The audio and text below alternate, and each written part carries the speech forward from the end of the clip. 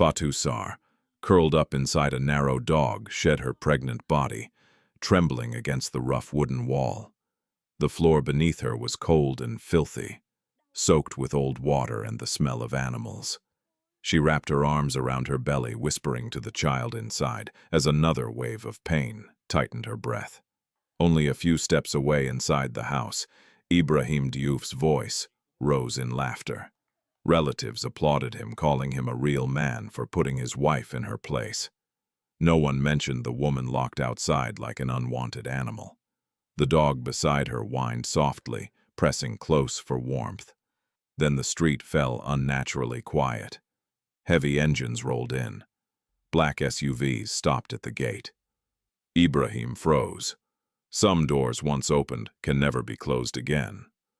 Where are you watching from today? And what's your local time? If you believe stories of pain should end with justice and healing, subscribe and stay with us. By morning, the house looked exactly the same as it always had. The cream-colored walls stood clean. The gate remained neatly locked. From the outside, nothing suggested cruelty lived within those walls. Fatou Sar was the only proof. She emerged slowly from the dog shed. When Ibrahim finally unlocked the door, her legs were stiff, her back aching, her body heavy with exhaustion and pregnancy. She did not look at him. Experience had taught her that eye contact only invited more humiliation. "Clean yourself," Ibrahim said flatly. "You smell."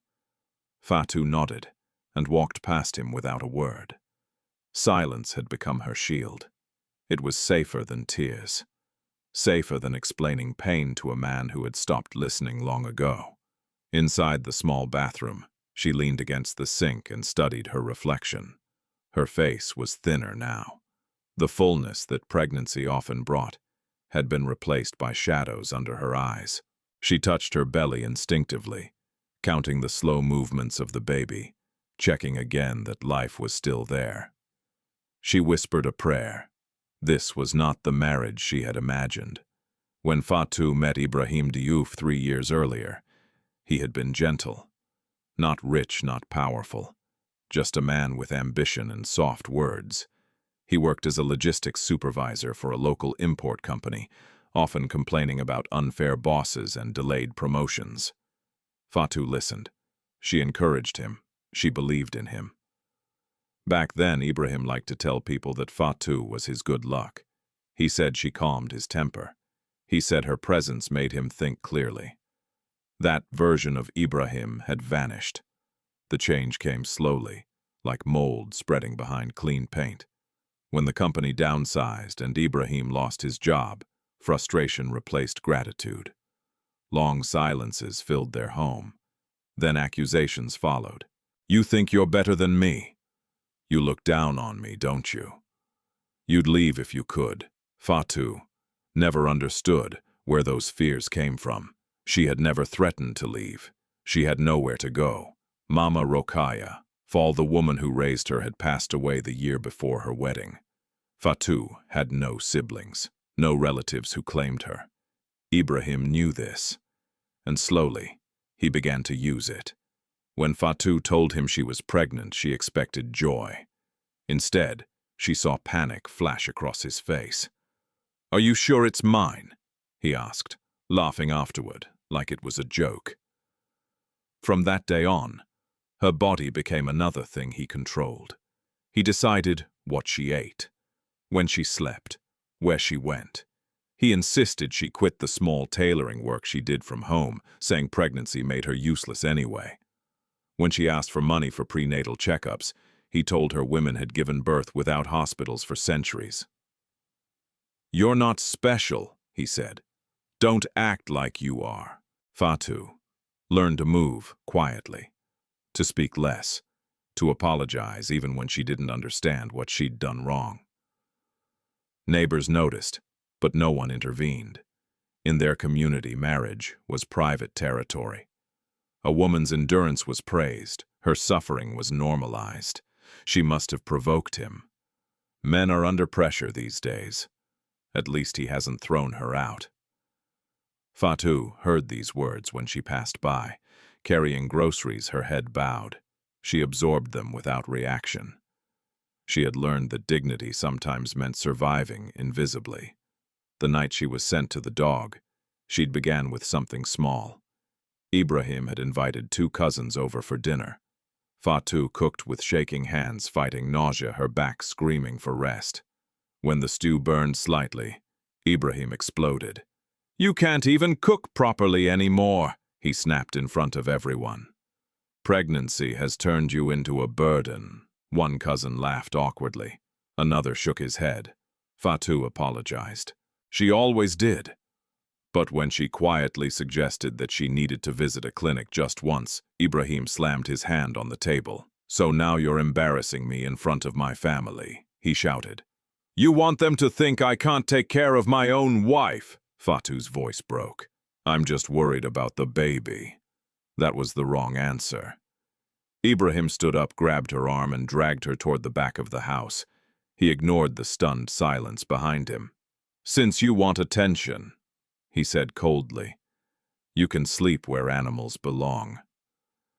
He locked the shed door behind her and walked away. Now standing in the bathroom the next morning, Fatou replayed that moment again and again. Not because she wanted to, but because her mind refused to let it go. She dressed slowly, choosing loose clothing to ease the pressure on her abdomen. When she stepped into the living room, Ibrahim was already on his phone, scrolling as if nothing had happened. "Don't forget," he said without looking up, "my uncle is coming later. Behave yourself." Fatou nodded. She moved through the day like a ghost, sweeping, washing, cooking, each task performed with mechanical precision. Inside, fear gnawed at her. The baby kicked harder than usual. By afternoon, a dull pain settled low in her abdomen. She tried to ignore it. Pain had become familiar. But when dizziness followed, she sat down, breathing shallowly. She thought of Nurse Asatuba, the woman at the small clinic who had once given her vitamins when she came in secretly. The nurse's warning echoed in her mind.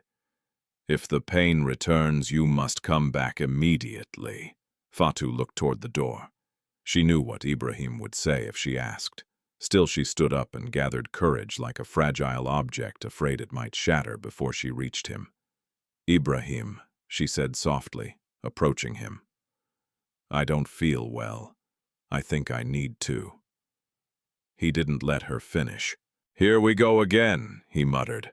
"Always drama." The pain sharpened. Fatou's hand instinctively went to her belly. "I'm scared," she whispered. For a brief second, something flickered in Ibrahim's eyes. Then it hardened. "You're not going anywhere," he said. "Sit down." Fatou obeyed. As evening approached, an unfamiliar tension settled over the house. Outside, engines could be heard in the distance, slow, deliberate, drawing closer to the neighborhood. Fatou didn't know why her heart began to race. She had no idea that the fragile world she had been surviving inside was about to crack open. Fatou Sarr had learned from a very young age how to live with unanswered questions. She grew up in a small rented room on the edge of a crowded neighborhood, raised by a woman everyone called Mama Rokhaya Fall. Mama Rokhaya sold vegetables in the market, okra, onions, dried fish, laid carefully on a faded cloth. Her hands were always rough, her back permanently bent from years of work, yet her voice carried a calm authority that made people listen. To the outside world, Fatou was simply her daughter. But inside that modest home, certain subjects were never discussed. When Fatou was a child, she once asked about her father after seeing another girl run into a man's arms at the market. Mama Rokhaya had gone quiet. "He is not part of your life," she said at last, not unkindly but firmly. "And that is all you need to know," Fatou asked again when she was older. About her mother, about where she came from. Each time Mama Rokhaya's answer was the same, gentle, evasive, final. "Some truths are heavy," she would say. "They crush children who carry them too early." So Fatou stopped asking. She learned to be grateful instead. Grateful for the meals Mama Rokhaya managed to put on the table. Grateful for the school fees she somehow paid. Grateful for the quiet dignity with which the older woman faced life, Mama Rokhaya never raised her voice, never struck her, never called her a burden. "You must always walk with kindness," she told Fatou, "even when the world is unkind to you." Those words stayed with Fatou long after Mama Rokhaya passed away quietly in her sleep, just months before Fatou's wedding. The loss left Fatou unanchored. So when Ibrahim Diouf entered her life offering affection and certainty, she held on to him more tightly than she realized. He spoke confidently. He made plans. He promised a future that felt solid, something she had never truly known. "I'll take care of you," he said often. "You'll never be alone again." Fatou believed him. In the early days of their marriage, Ibrahim's temper showed only in flashes, brief moments of impatience, sharp words that he later dismissed as stress. Fatou excused it. Everyone had flaws. Love, she believed, meant patience. But marriage did not soften Ibrahim. It magnified him. His pride was fragile, easily wounded by comparison. When friends advanced in their careers, he grew bitter. When Fatou received compliments about her cooking, her quiet intelligence, his mood darkened. "She thinks she's smarter than me," he once complained to a friend. Always watching, always thinking. Fatou never understood why her silence unsettled him so deeply. After Mama Rokhaya's death, Ibrahim's behavior shifted further. He knew Fatou had no one else, no elders to call, no family to intervene. And that knowledge gave him power. When she became pregnant, that power tightened around her like a fist. Ibrahim's anxiety turned into control. He monitored her movements. He questioned her phone calls. He accused her of wasting money whenever she mentioned medical care.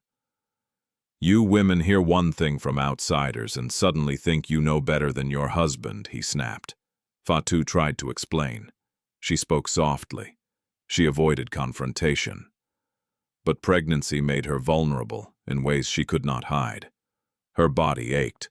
Her emotions surfaced unexpectedly. Sometimes alone at night she cried without knowing why. Ibrahim noticed. He began to ridicule her sensitivity. "Look at you," he said once, watching her wipe tears from her face, "weak already." "How will you raise a child like this?" Fatou internalized the words. She wondered if she truly was weak, if something inside her was broken. Yet in quiet moments, fragments of another life surfaced in her mind, images that did not belong to the world she knew. She dreamed of wide staircases, polished floors, voices speaking in measured tones, of a man standing at a distance, watching her with an expression she could never quite identify.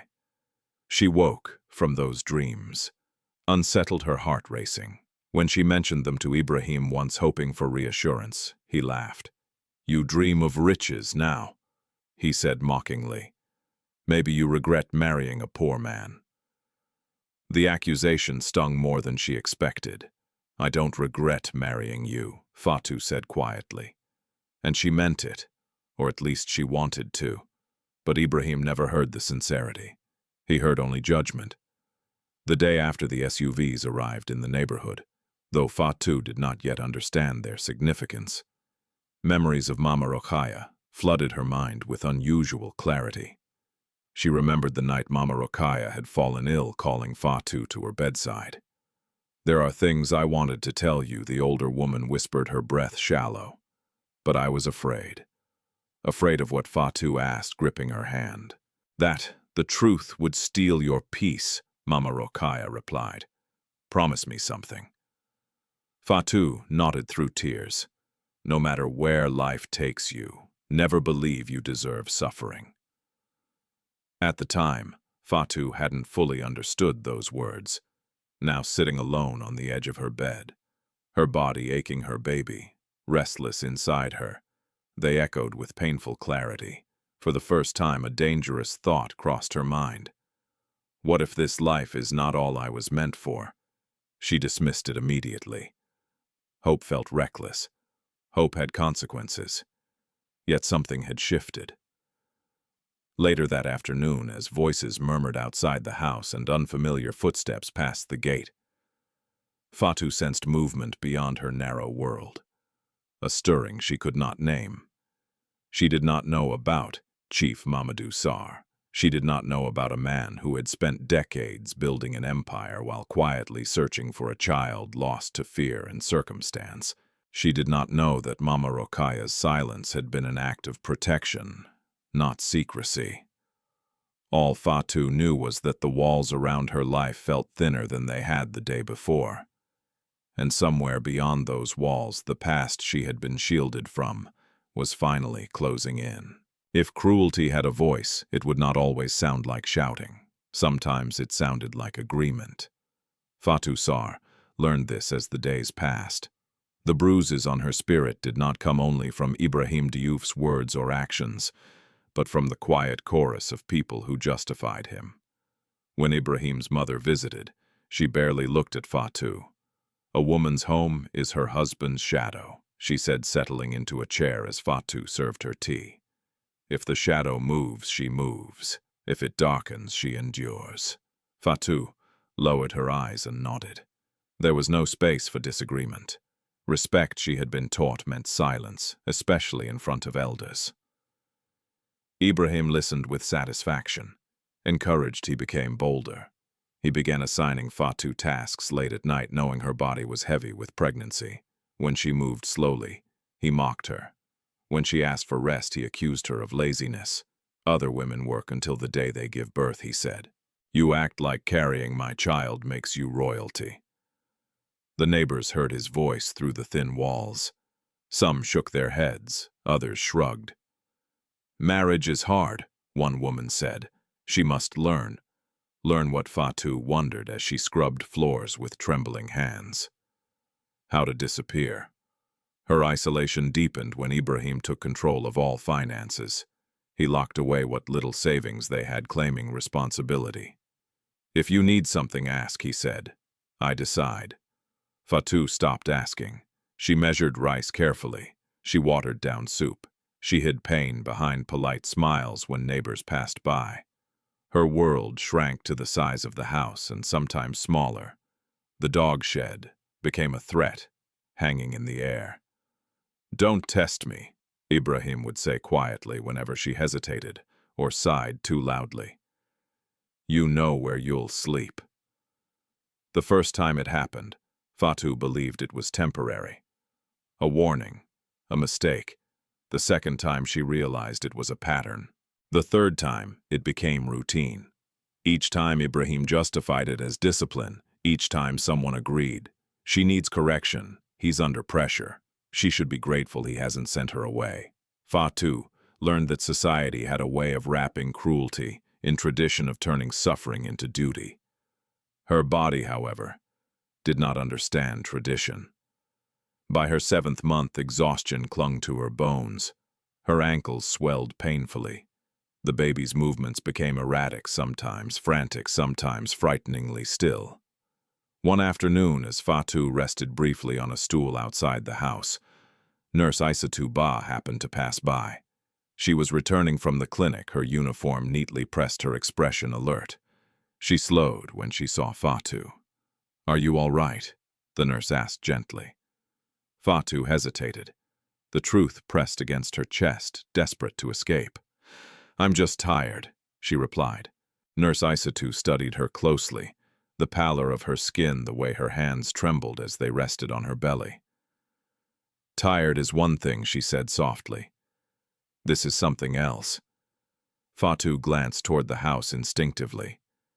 Ibrahim was inside. "I can't stay long," she whispered. "He doesn't like questions." The nurse nodded, understanding immediately. "Come by the clinic tomorrow," she said quietly. "Early, I'll make time." That small act of concern felt dangerous. It felt like hope. Fatou arrived at the clinic the next morning before sunrise, slipping out while Ibrahim slept. Nurse Isatou examined her carefully, her brow furrowing. "You shouldn't be living under this much stress," she warned. "Your blood pressure is high. You need monitoring. Rest." Fatou let out a short, humorless laugh. "Rest is not something I can ask for," she said. The nurse met her eyes. "Then you must protect yourself in other ways." Fatou didn't know what that meant, but the words stayed with her. When Ibrahim discovered where she had been, his reaction was swift and cold. "So now you go behind my back," he said, his voice low and dangerous. "You make me look like a fool." "I was worried about the baby," Fatou replied, barely audible. "That child will be fine," Ibrahim snapped. "You are the problem." That night he locked her in the dog shed again. As Fatou sat on the hard floor wrapping her arms around herself, she realized something terrifying. Ibrahim felt justified. Not ashamed, not conflicted, empowered. Because everyone around him had taught him he was right. The next day, Ibrahim's uncle arrived unexpectedly, a man respected in the community known for advising young couples. Fatou hoped, foolishly, that he might intervene. Instead, he pulled Ibrahim aside and spoke in low tones.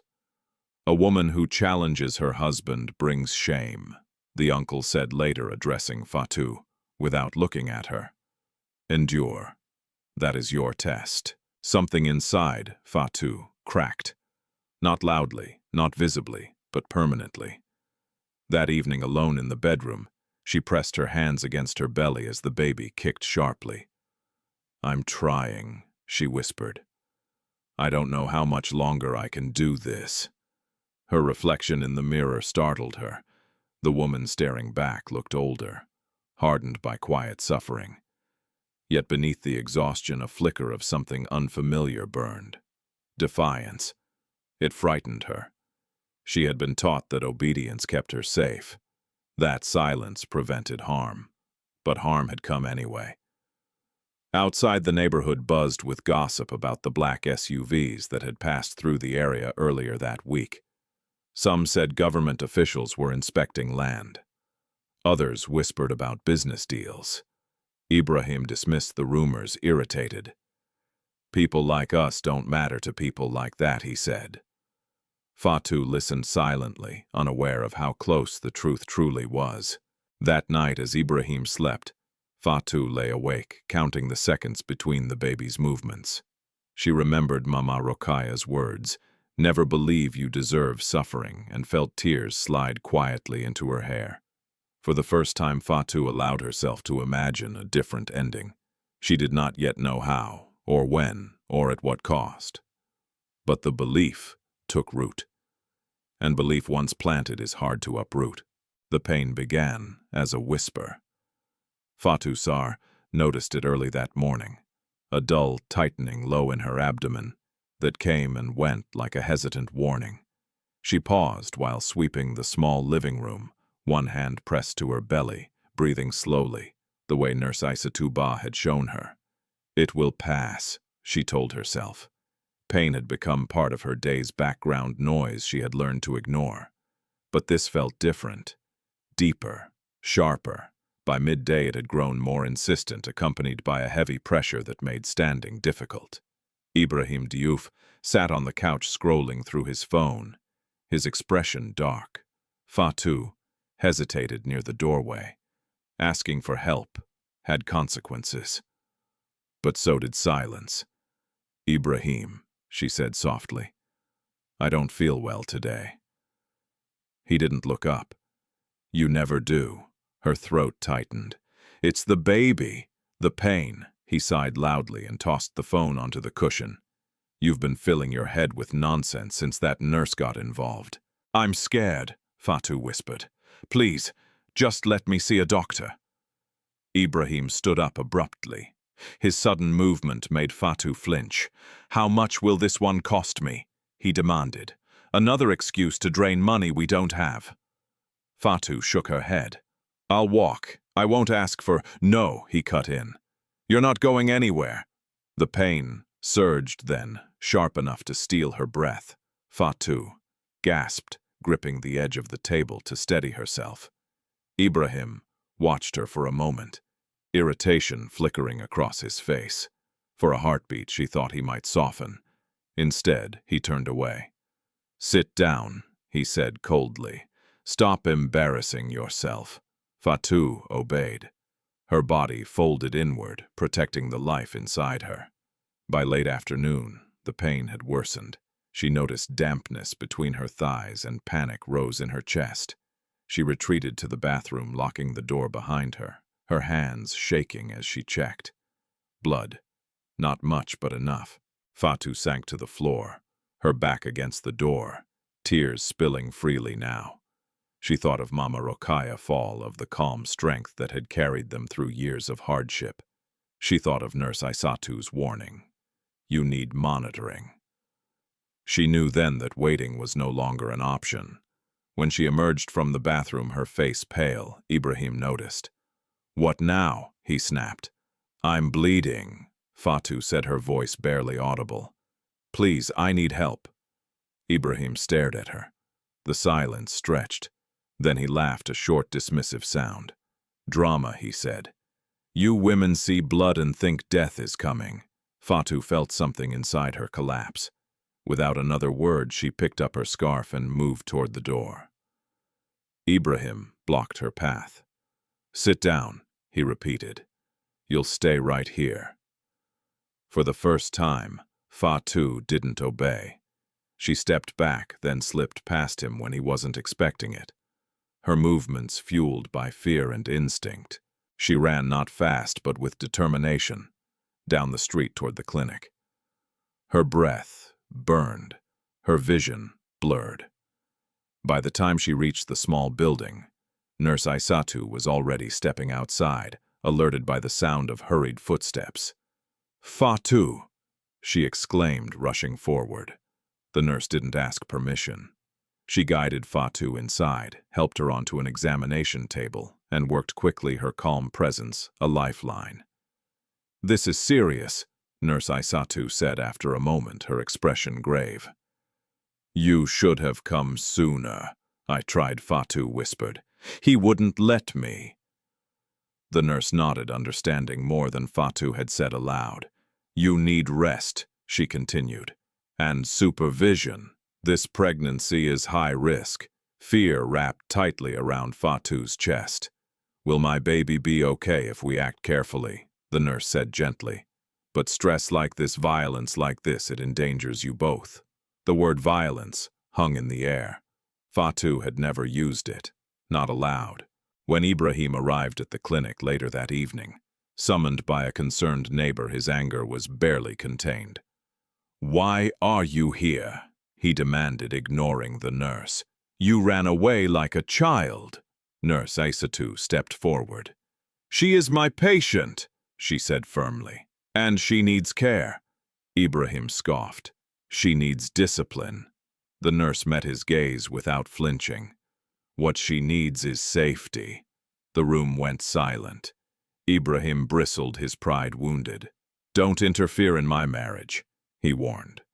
"I will interfere where there is danger," the nurse replied calmly.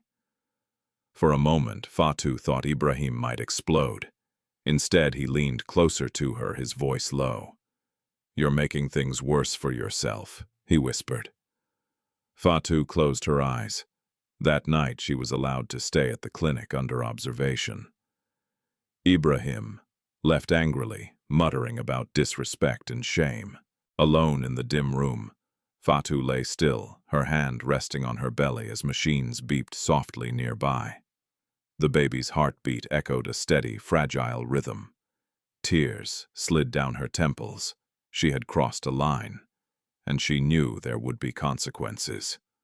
The next morning, Ibrahim returned with a tight smile. "You've had your attention," he said. "Let's go home." Nurse Aisatu intervened before Fatou could speak. "She needs rest," she said, "and follow-up care." Ibrahim's jaw clenched. "She will rest at home." Fatou felt the walls closing in again. As she gathered her things, a sense of dread settled over her. The safety of the clinic had been temporary. Home awaited with its rules, its punishments. When they arrived, Ibrahim didn't speak to her. He unlocked the back gate and gestured toward the shed. "Since you like to disobey," he said, "you can stay there tonight." Fatou stared at him, disbelief flooding her face. "I'm pregnant," she said softly. The doctor said, "You'll survive," he replied, already walking away. Inside the shed, Fatou lowered herself slowly onto the hard floor. The pain had dulled, but not disappeared. She wrapped her arms around her belly, rocking gently. "I'm trying to keep you safe," she whispered to the child. "I don't know how much longer I can." That evening, as the sun dipped low and shadows stretched across the neighborhood, unfamiliar vehicles turned into the street, sleek, dark, deliberate. Fatou heard engines slow. She lifted her head. For the first time in a long while, something other than fear stirred in her chest. The evening air grew heavy as the sun slid lower, pressing heat against the walls of the compound. Fatou sat on the edge of the dog shed's wooden plank, her back straight, despite the ache that pulsed through her hips and spine. She had learned that slouching invited pain to spread faster. Breathing slowly, she counted the baby's movements, anchoring herself to each small kick like a promise she could still keep. Inside the house, Ibrahim Diouf was preparing for guests. She heard the clatter of plates, the scrape of chairs, the rhythm of voices that always changed when visitors were present. Ibrahim's tone grew louder, more confident. He laughed easily, the sound carrying through the narrow yard, as if the walls themselves approved. Fatou closed her eyes. When Ibrahim entertained, he became a different man, polite, humorous, attentive. He served food, generously praised tradition, spoke about responsibility and honor. It was a performance he perfected, one that left Fatou invisible, except as a tool. She stood when the door creaked open. "Come," Ibrahim said sharply. "Bring the water." Fatou obeyed, lifting the basin with careful hands. As she stepped into the living room, conversation halted briefly. Eyes flicked toward her belly, then away. No one greeted her. No one asked how she was. She set the basin down and turned to leave. "Not so fast," Ibrahim said. "You'll stay." Fatou froze. "This is my wife, Ibrahim," announced to his visitors, smiling. Pregnancy has made her forget her place. Today, she learns again. A low chuckle rippled through the room. One man shook his head, amused. Another sipped his drink, uninterested. Fatou's heart pounded. "Ibrahim," she whispered. "Please." He stepped closer, lowering his voice just enough to sound reasonable. "You wanted doctors. You wanted attention. Now you have it." He gestured toward her stomach. "Stand properly. Let them see." Fatou's hands trembled. She straightened, humiliation burning her cheeks. The baby shifted sharply inside her as if sensing danger. "See," Ibrahim continued, "strong enough to disobey me, but suddenly weak when it suits her." No one challenged him. The silence felt heavier than shouting. When Ibrahim dismissed her, he did it casually, as if releasing a servant from duty. "Go," he said, "and don't cause trouble." Fatou left the room with measured steps, her dignity clinging by a thread. Outside she paused, breathing in short bursts to steady herself. She did not cry. Tears had become expensive. She saved them for when she was alone. The shed door slammed shut behind her moments later. Inside the narrow space, the darkness felt thicker than usual. Fatou lowered herself slowly, careful not to strain. She wrapped her scarf around her shoulders and pressed her palms to her belly. "I'm here," she whispered to the child. "I'm still here." Minutes passed, then hours. The voices inside the house rose and fell. Laughter, music, clinking glasses. Each sound reminded her how easily pain could be ignored when it wasn't shared. The dog whined softly and lay beside her. Fatou rested her hand against its warm fur, grateful for the quiet companionship. The pain returned sharper this time. She shifted, trying to find relief, but the floor offered none. She breathed through it, counting slowly the way Nurse Isatou had taught her. 1, 2, 3. Her thoughts drifted to Mama Rokaya Fall, to the nights they spent together whispering stories when the world felt too loud. Mama Rokaya had never raised her voice, never humiliated her. "Respect yourself," the older woman used to say, "even when no one else does." Fatou wondered if respect could survive in a place like this. Sometime later, footsteps approached. The shed door opened just enough for light to spill in. Ibrahim stood there, his expression unreadable. "Stay there tonight," he said. "You've embarrassed me enough." "I'm not well," Fatou replied quietly. The nurse said Ibrahim cut her off. "You talk too much." He shut the door. Fatou's chest tightened. She leaned forward, resting her forehead against her knees as another wave of pain swept through her. Please, she thought, not to Ibrahim, not to anyone she could name. Please. The night stretched on. At some point, the laughter inside the house faded. The music stopped. The compound fell into a tense stillness. Fatou lost track of time, her awareness narrowing to breath and heartbeat. Then she heard it. Engines, low, controlled, different from the usual traffic that passed the street. These sounds slowed deliberately, one after another, until they stopped. Fatou lifted her head. The dog's stirred ears alert. She listened carefully. Doors opened.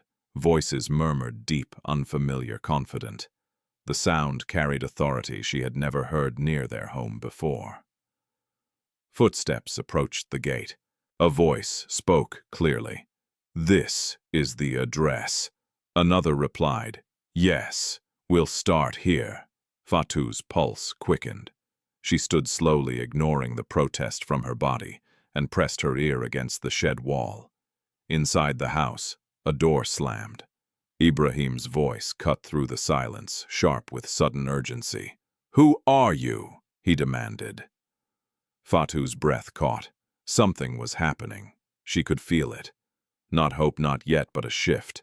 A disturbance in the fragile balance that had kept her trapped. The gate creaked open. More footsteps. The metallic click of something secure being moved aside. Ibrahim's voice rose defensive now. "You can't just come here." A calm reply followed, steady and firm. "We're looking for a woman."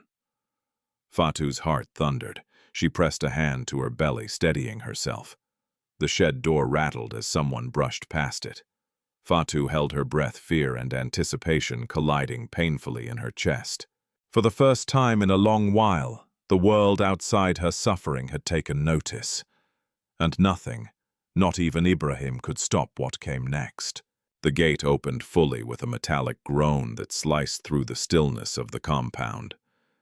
Fatou Sarr stood frozen inside the dog, shed her breath shallow, her ears straining to capture every sound beyond the thin wooden wall. Voices moved closer, measured, controlled, unfamiliar. Not the hurried chatter of neighbors, not the careless confidence of Ibrahim Diouf's friends. These voices carried weight, the kind that expected to be obeyed without raising volume. "Good evening," one man said calmly. "We're here on official business." Ibrahim's response came too quickly. "You have the wrong address." There was a pause. Fatou imagined the men exchanging glances, silent communication practiced over years. "Mr. Ibrahim Diouf." Another voice replied, reading from something. "This is the correct address." Fatou's heart pounded so loudly, she feared it would give her away. She stepped closer to the door, pressing her ear against the wood. The smell of the shed faded beneath the sharp edge of anticipation. "What do you want?" Ibrahim demanded. His voice cracked, despite the attempt at authority. "We're looking for a woman," the first man said. "Her name is Fatou Sarr." Silence, the kind that stretches time thin. Fatou's knees weakened. She steadied herself with one hand against the wall, the other cradling her belly. The baby kicked, startled by the sudden rush of emotion. "I don't know anyone by that name," Ibrahim said at last. My wife is resting. Then you won't mind if we see her, the man replied. Fatou heard footsteps moving deeper into the compound. Ibrahim followed, protesting his words, tumbling over one another. Now excuses piling fast. She's unwell, pregnant, you can't disturb her. The response was calm, unyielding. We won't be long. From her position, Fatou could hear the door to the house open then close. Muffled voices echoed inside. The men were thorough. They asked questions. They listened. Ibrahim's tone shifted, swinging between politeness and irritation. Fatou recognized the pattern. He was performing again, this time for a more dangerous audience. Minutes passed. Then she heard it. "Where is she?" the calm voice asked. Ibrahim hesitated. Fatou could almost see the calculation forming behind his eyes. "She's outside," he said slowly. "She likes fresh air." The footsteps changed direction. Fatou's chest tightened as the men moved across the yard, their presence drawing closer to the shed. The dog stood tail stiff, sensing unfamiliar energy. The shed door rattled. Fatou stepped back instinctively. The latch lifted. Light spilled into the narrow space, blinding after hours of darkness. Fatou raised a trembling hand to shield her eyes. A man stood in the doorway, tall and broad-shouldered, dressed in a dark suit despite the heat. His face held no anger, only focus. Behind him, two others waited, alert but restrained. For a heartbeat, no one spoke. The man's gaze dropped to Fatou's swollen belly, then to her bare feet on the dirty floor, to the way she pressed herself against the wall as if trying to disappear into it. Something in his expression shifted. "Ma'am," he said quietly. "Are you Fatou Sarr?" Her voice refused to come at first. When it did, it emerged as a whisper. "Yes." The man stepped aside. "Please come with us." Fatou hesitated, fear flooding her veins. She glanced past him and saw Ibrahim standing a few meters away, his face pale, his jaw tight. "Don't listen to them," Ibrahim snapped. "They have no right." One of the men turned toward him. "Sir, step back." The authority in his voice was undeniable. Fatou took a small step forward, then another. Her legs shook, but she kept moving until she was out of the shed, standing in the open yard for the first time that night. The air felt different here, wider, less suffocating. As she passed Ibrahim, his eyes locked onto hers, burning with anger, warning something close to panic.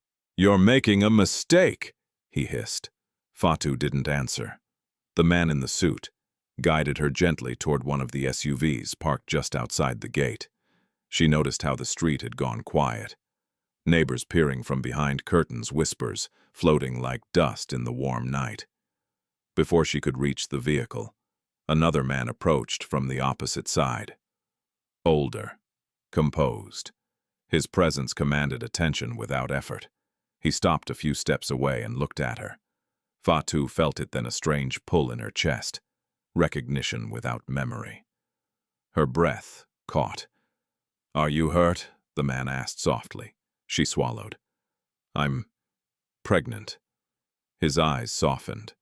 "I can see that." He glanced briefly toward Ibrahim, who stood stiffly near the house, then back at Fatou. "My name is Abdoulaye Ndiaye," the man said. "I work for Chief Mamadou Sarr." The name meant nothing to Fatou. "Not yet." "We're going to take you to a hospital," Mr. Ndiaye continued. "You and your baby need care." Fatou's instincts screamed caution. Nothing in her life had ever come without conditions. "Why?" she asked. Mr. Ndiaye didn't answer immediately. His gaze flicked briefly to the small gold chain around Fatou's neck, a worn pendant barely visible beneath her scarf. His breath stilled. "Where did you get that?" he asked quietly. Fatou touched the pendant reflexively. "My mother gave it to me." "Your mother?" His voice remained calm, but something had changed beneath it. "Mama Rokhaya Fatou replied. She raised me.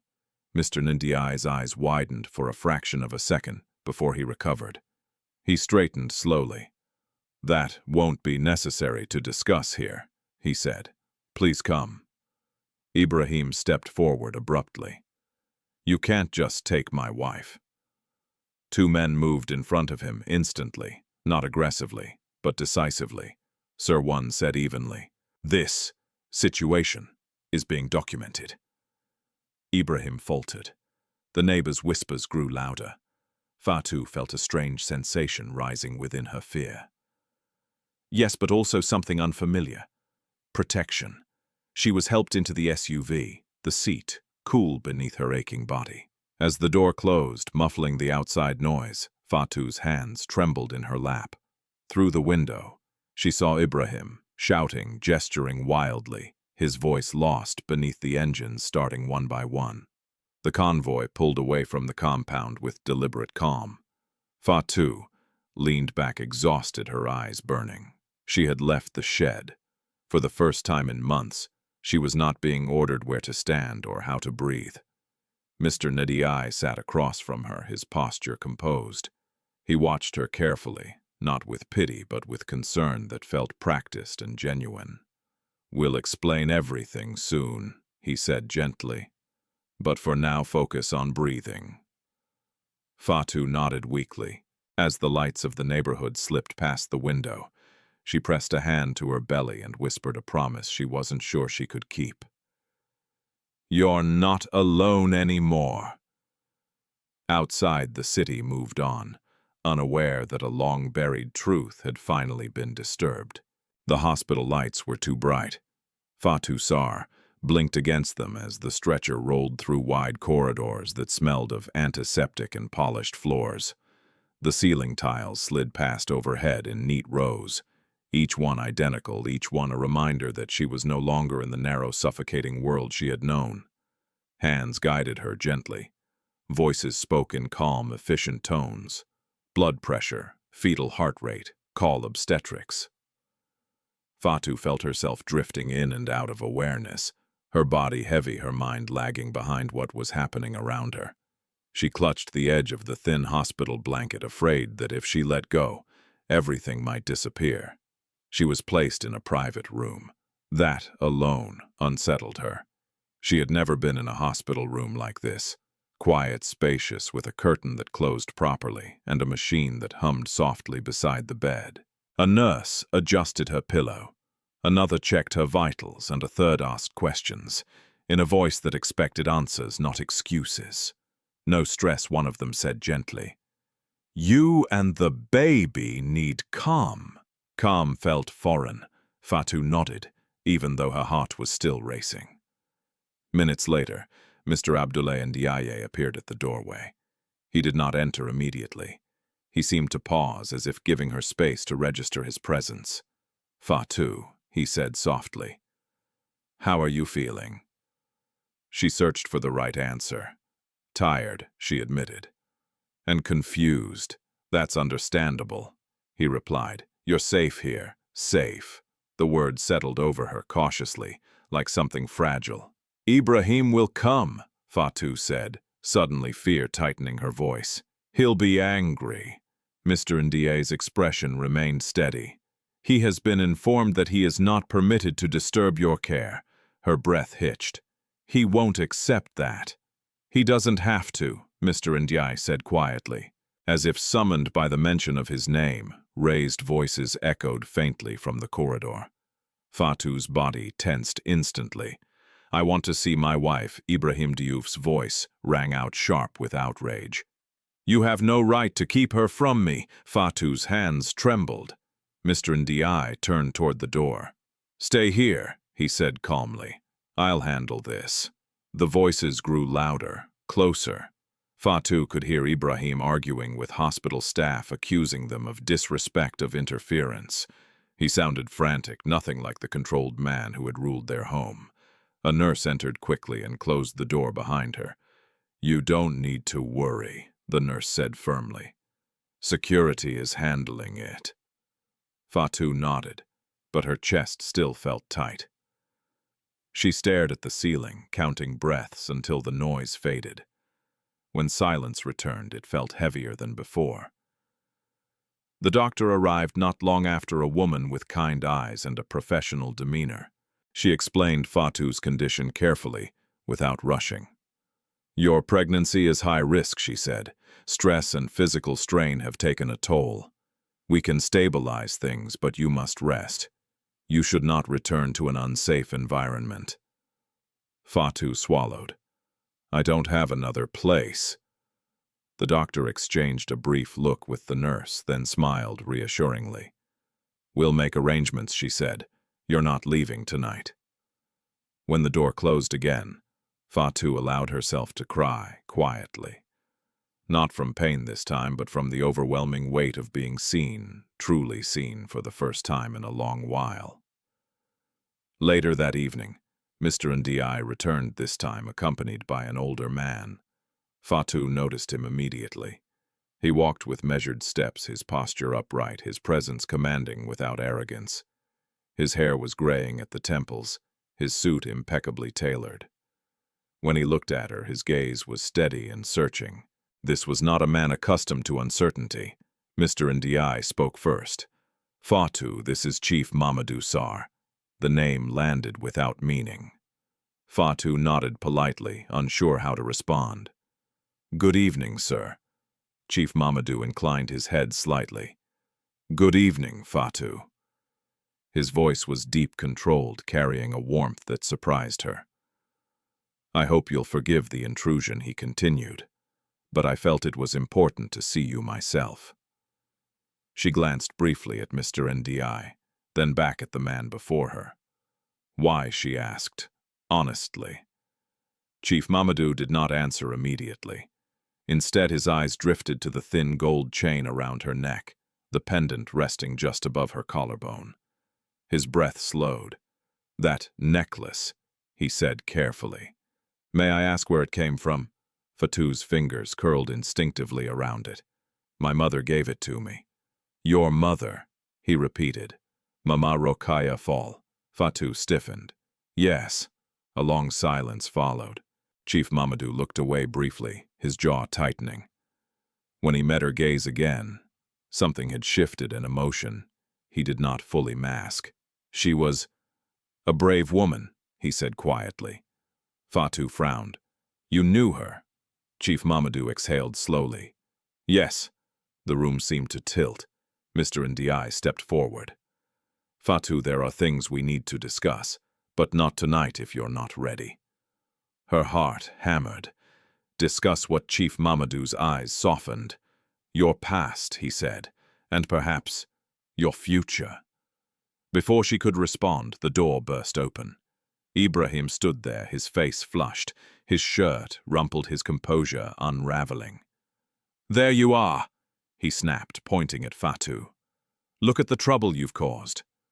Security moved in, immediately positioning themselves between him and the bed. "You think you can just steal my wife?" "Ibrahim," shouted, his voice echoing off the walls. "Fill her head with lies." Fatou shrank back instinctively. Chief Mamadou stepped forward. "Sir," he said calmly, "lower your voice." Ibrahim turned toward him, anger flashing. "And who are you?" "My name is Mamadou Sarr," he replied evenly, "and you will address me with respect." Something in his tone made Ibrahim hesitate. "This is a private matter," Ibrahim argued. "She belongs to me." The words landed heavily. Fatou felt a surge of nausea. Chief Mamadou's gaze hardened. "No one belongs to anyone," he said, "especially not under conditions like these." Ibrahim laughed bitterly. "You don't know anything about my marriage." Chief Mamadou's eyes flicked briefly to Fatou's chart on the bedside table, then back to Ibrahim. "I know enough," he said, "and so do the doctors." Security stepped closer. "So you need to leave." Ibrahim glared at Fatou one last time. "You'll regret this," he warned.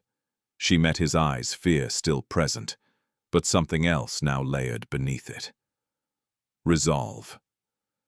As Ibrahim was escorted out, The room fell silent once more. Fatou's hands shook as she pressed them against the blanket. Chief Mamadou watched her closely. "I'm sorry," he said softly. "You should not have endured that." Her throat tightened. "I don't understand what's happening." He nodded. "You will," he said gently. "In time." As he turned to leave, Fatou spoke without thinking. "Sir," she said, "why are you helping me?" Chief Mamadou paused at the door. He did not turn around immediately. "Because," he said at last, his voice low, "some debts are paid with protection." When the door closed behind him, Fatou lay back against the pillows, her mind racing. Outside her room, conversations continued. Arrangements were made. Decisions were taken without her input, yet for her benefit. She felt suspended between two lives, the one she had survived and the one that was slowly, undeniably reaching for her. Morning arrived quietly in the private hospital room, carried in by pale light filtering through half-drawn curtains. Fatou Sarr woke slowly, disoriented by the unfamiliar softness of the bed and the steady rhythm of machines beside her. For a moment she forgot where she was. Then memory returned sharp and layered, bringing with it a tight knot of emotion. She placed a hand over her belly. The baby moved, gentle and reassuring. Relief washed over her, followed closely by fear. A nurse entered silently, checking monitors with practiced efficiency. "Good morning, Fatou," she said with a warm smile. "How are you feeling?" Tired, Fatou replied honestly, but calmer. "That's good," the nurse said. "Your vitals improved overnight." The baby responded well to rest. Rest. The word still felt strange, like something borrowed. After the nurse left, Fatou lay staring at the ceiling, replaying the events of the night before. The shed, the SUVs, the men who spoke with authority, the hospital, and then the man called Chief Mamadou Sarr. She didn't know why his presence unsettled her so deeply. He had not raised his voice. He had not made promises. Yet everything had shifted the moment he stepped into the room. The way people moved around him. The way Ibrahim's confidence crumbled in his presence. And the necklace. Fatou's fingers found the pendant beneath her hospital gown. The gold was worn thin, the small symbol etched into it nearly smooth from years of touch. Mama Rokhaya had given it to her when she was still a child. "You keep this," the older woman had said. "It will remind you that you belong somewhere." Fatou had never asked where that somewhere was. A knock at the door interrupted her thoughts. Mr. Abdoulaye Ndiaye stepped in, holding a tablet and wearing the same composed expression as the night before. "Good morning," he said. "May I come in?" "Yes, Fatou," replied, sitting up slightly. He took a seat near the window, maintaining a respectful distance. "The doctors are pleased with your progress," he said. "You'll remain under observation today." She nodded. "Thank you. For yesterday." Mr. Ndiaye inclined his head. "You don't need to thank us." Fatou hesitated, then asked the question that had been pressing against her chest since she woke. "What happens now?" "That depends," he replied carefully. "On what you want, and on what is safe." She swallowed. "Ibrahim will come back." Mr. Ndiaye's gaze did not waver. "He has been informed that any further attempts to interfere will involve legal consequences." Legal consequences. The words felt heavy, unreal. "He won't accept that," Fatou said softly. "He never does." Mr. Ndiaye studied her for a moment. "May I ask you something?" he said. "Yes. Did you ever file a complaint? Tell anyone about what was happening?" Fatou shook her head. "Who would listen?" He nodded, as if he had expected that answer. "You're not alone in that," he said gently. "But things are different now." Before she could ask what he meant, the door opened again. Chief Mamadou Sarr entered the room. He was dressed more casually than the night before, no tie, his jacket draped neatly over one arm. Still, the air seemed to shift around him as if the room adjusted itself to his presence. "Good morning, Fatou," he said. "I hope you rested." She nodded, unsure how to respond. "Yes, sir." He gestured toward the chair beside her bed. "May I sit?" "Yes." He sat, placing his jacket carefully aside, his movements deliberate. For a few seconds he said nothing. Fatou felt his attention settle on her, not invasive, but focused. "I won't keep you long," he said finally. "I know you've been through a great deal." Her fingers tightened around the blanket. "I want to be clear," he continued. "No one here will force you to do or say anything. But there are matters we should address." Fatou met his gaze. "What matters?" Chief Mamadou took a breath.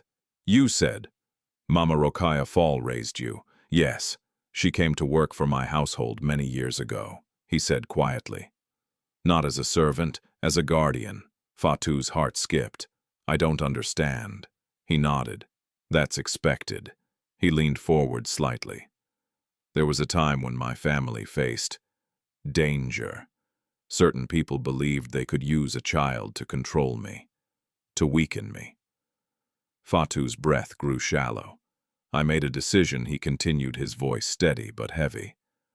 "I asked someone I trusted with my life to take my daughter far away, to raise her in safety, in anonymity." The room seemed to tilt. "My daughter," Fatou whispered. Chief Mamadou did not answer immediately.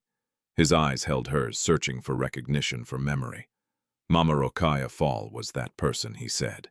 "She protected the child as if she were her own." Fatou's ears rang. "That's not possible," she said, weakly. "She never said I asked her not to," he replied. "Because telling you the truth too early would have put you at risk." Tears blurred Fatou's vision. "Why now?" Chief Mamadou's gaze drifted briefly to the door, then back to her. "Because you were found in a place no daughter of mine should ever be," he said. "And because the symbol on that necklace has not left my family for generations." Fatou clutched the pendant, her chest heaving. "You think I think," he said carefully, "that there is a strong possibility you are my daughter." Silence pressed down on the room, thick and suffocating. Fatou shook her head, disbelief and fear colliding. "No," she whispered. "You're wrong. I'm nobody." Chief Mamadou's expression softened. "No one is nobody." Mr. Ndiaye spoke gently from his seat. "Fatou, we're not asking you to accept anything today. Only to consider the possibility." "And if I don't?" she asked, panic rising. "If I don't want to know," Chief Mamadou nodded slowly. "Then we respect that." Her breath hitched. "I don't want trouble." "You've already lived with trouble," he replied softly. "Knowing the truth does not create it. It only reveals it." Fatou looked away, tears spilling freely now. Her entire life, every struggle, every unanswered question, felt suddenly unstable, like ground shifting beneath her feet. "What would knowing change?" she asked. Chief Mamadou answered without hesitation. "Your safety, your child's safety, and your choices." Choices. She had lived so long without them. Before she could respond, the door opened again, and a nurse entered with urgent urgency. "Excuse me," she said. "There's an issue at the front desk." Fatou's heart dropped instantly. "Ibrahim?" she asked. The nurse nodded. "He's demanding to see you." Chief Mamadou stood immediately. "I'll handle this." Fatou reached out without thinking, her fingers brushing his sleeve. "Please," she said. "Don't let him in." He met her eyes, his expression firm. "He won't touch you." As he left the room, Fatou leaned back against the pillows, trembling. Mr. Ndiaye moved closer. "You're doing well," he said quietly. "One step at a time." Outside, raised voices echoed faintly once more. But this time, Fatou did not shrink. She placed both hands on her belly and whispered words she had never dared to believe before. We may have more than one way out. And for the first time, that possibility felt real. The confrontation at the hospital entrance did not last long, but its echoes lingered throughout the building. From her room, Fatou Sarr could not hear every word exchanged between Ibrahim Diouf and the men standing in his way. Yet she felt the tension ripple through the corridors. The nurses' movements became quicker, their voices lower. Security remained stationed near her door, a quiet but unmistakable barrier. When Chief Mamadou Sarr returned, his expression was controlled, but something deeper moved behind his eyes. "He has been asked to leave," he said calmly, "and he will not be allowed back today." Fatou released a breath she hadn't realized she was holding. Her hands were shaking again. "Thank you," she whispered. Chief Mamadou inclined his head slightly, then took the chair beside her bed once more. Mr. Abdoulaye Ndiaye remained near the window, his posture attentive but unobtrusive. "I know what I said earlier has unsettled you." Chief Mamadou continued, "I won't push you, but there are things you should understand whether or not you choose to know the full truth." Fatou nodded slowly. "Please." Chief Mamadou folded his hands together. "Many years ago, my business was not as stable as it is now. Success attracts enemies, some visible, others hidden. I received threats. My family was watched." Fatou listened, her heartbeat, steady but fast. "When my daughter was born," he said, "I believed love alone would protect her. I was wrong." He paused, as if weighing how much to reveal. "There was an incident," he continued, "an attempt to use her to force my cooperation. I was advised to send her away, far away, until the danger passed." Fatou's mind raced. "So you gave her away?" Chief Mamadou met her gaze. "I entrusted her to someone who loved her, someone who would disappear completely with her." Mama Rokaya's face rose vividly in Fatou's memory. Her steady eyes, her firm hands, her quiet resolve. "She never spoke of it," Fatou said hoarsely. "That was the agreement," Chief Mamadou replied. "Her silence was your shield." Fatou pressed her lips together, emotion swelling in her chest. "Then why now?" she asked again. "Why find me now?" Chief Mamadou's expression darkened slightly. "Because I never stopped looking," he said. "And because when my team investigated reports of abuse involving a pregnant woman named Fatou Sarr, the details aligned too closely to ignore." Fatou stiffened. "Investigated," Mr. Ndiaye spoke gently. "Your clinic visit, your name, the necklace, and Mama Rokaya's record. It all came together." Fatou felt exposed, yet strangely validated. Her suffering had not been invisible after all. Chief Mamadou continued, "I won't pretend I deserve your trust. I made decisions that shaped your life without your consent, but I am here now to ensure you are protected." Fatou looked down at her hands. "Protection always comes with expectations," she said quietly. "Not this time," he replied. "Only options." Options. The word hung between them like a fragile bridge. "First," he said, "you will remain under medical care as long as necessary. Second, legal measures will be taken to ensure your safety from Ibrahim Diouf." Fatou's breath caught. "Legal measures?" "Yes," Chief Mamadou said. "Documentation, restraining orders, evidence." She flinched. "That will make him angry." "He is already angry," Mr. Ndiaye said evenly. "What matters is preventing harm." Fatou nodded slowly. "And third," Chief Mamadou added, "there is the matter of confirmation." She knew what he meant without him saying the word. "DNA," she whispered. He nodded. "Only if you consent." Fatou closed her eyes. Images rushed through her mind, Mama Rokaya's warnings, her own years of struggle, Ibrahim's words cutting deep. If this was true, everything she believed about herself would change. If it was false, she feared the hope might destroy her. "I don't know who I am without this life," she said softly. Chief Mamadou's voice softened. "You are already who you are," he said. Nothing can erase that. A long silence followed. Finally, Fatou spoke. If I agree, what happens to my marriage? Chief Mamadou's gaze did not waver. Your marriage is already harming you, he said gently. The law can protect you, but the choice to leave is yours. Tears filled Fatou's eyes. I was taught that marriage must be endured, and I was taught that silence solves problems, he replied. Both lessons cost too much. Fatou exhaled shakily. I need time, she said. Of course, Chief Mamadou replied. Take all the time you need. After he left, Fatou lay back staring at the ceiling, her mind spinning. The room felt both safer and more uncertain than ever. Later that afternoon, Nurse Aissatou Ba visited, her presence a familiar comfort. You look overwhelmed, the nurse said softly, adjusting Fatou's pillow. I might be someone else entirely, Fatou replied with a weak smile. Nurse Aissatou chuckled gently. You're still the woman who walked to the clinic in pain to protect her child, she said.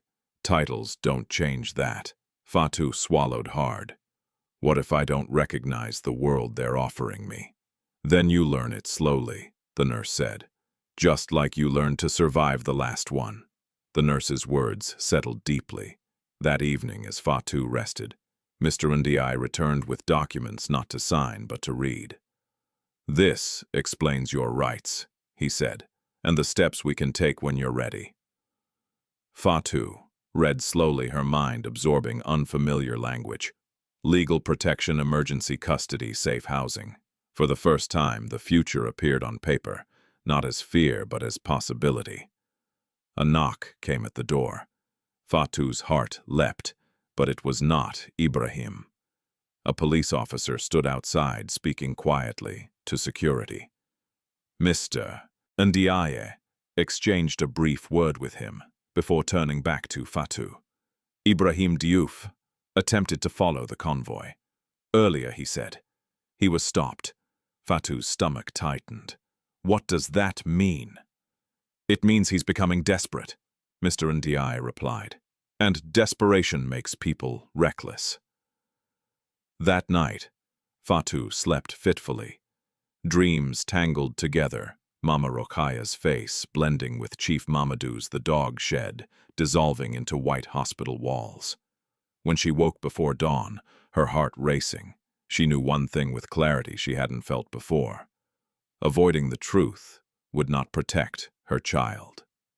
Later that morning, as sunlight streamed softly into the room, Fatou asked to see Chief Mamadou again. When he arrived, she didn't hesitate. I want the test, she said. Not for wealth, not for status, for certainty. Chief Mamadou nodded once. We'll proceed carefully. As preparations were made, Fatou placed both hands over her belly, grounding herself. Whatever the result, the path ahead would no longer be shaped by fear alone. The truth was moving closer, and this time she would face it standing. The decision to proceed with the DNA test did not remain private for long. By midday, the atmosphere around the hospital had changed. Security presence doubled. Nurses spoke in hushed tones. Mr. Abdoulaye Ndiaye coordinated quietly with hospital administration and legal counsel, moving with the calm precision of someone accustomed to crisis. Fatou Sarr sensed it before anyone told her. Something was tightening. She sat upright in bed, her hands resting protectively over her belly as Nurse Aissatou Ba checked her blood pressure. The nurse's face was composed, but her eyes flicked toward the door more often than usual. He's trying again, the nurse said softly, not needing to name who. Fatou nodded. Her stomach clenched, not with pain this time, but with dread. Ibrahim Diouf had never accepted limits. Boundaries to him were insults, and the hospital's refusal to yield had only sharpened his anger. He called my phone, Fatou said quietly. I didn't answer. That was wise, Nurse Aissatou replied. Everything goes through the lawyers now. Lawyers! The word still felt unreal, like something that belonged to other people's lives, not hers. Less than an hour later, Mr. Ndiaye entered the room, his expression serious. "He's downstairs," he said. "With documents." Fatou's pulse spiked. "What kind of documents?" "Papers claiming spousal authority," he replied. "Consent forms, a withdrawal request." Her throat tightened.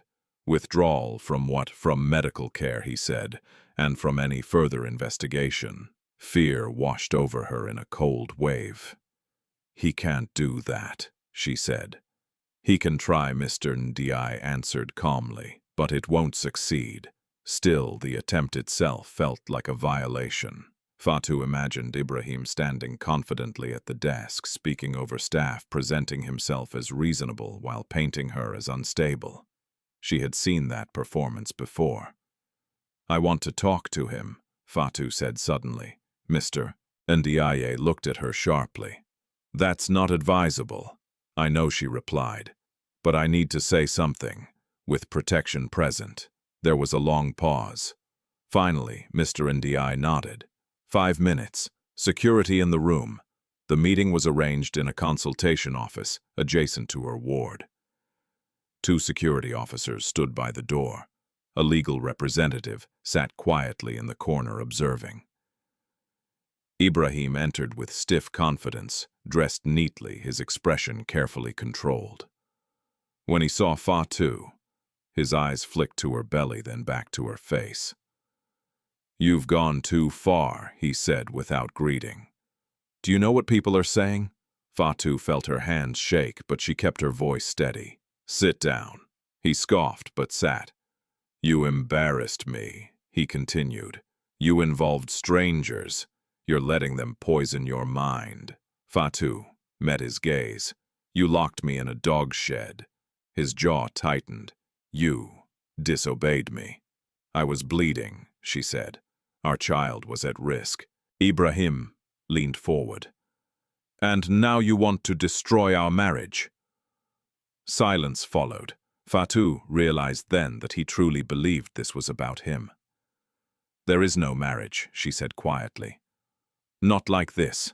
His eyes widened slightly, then hardened. "You think these people care about you? They'll leave, and you'll have nothing." Fatou swallowed. "I survived with nothing before."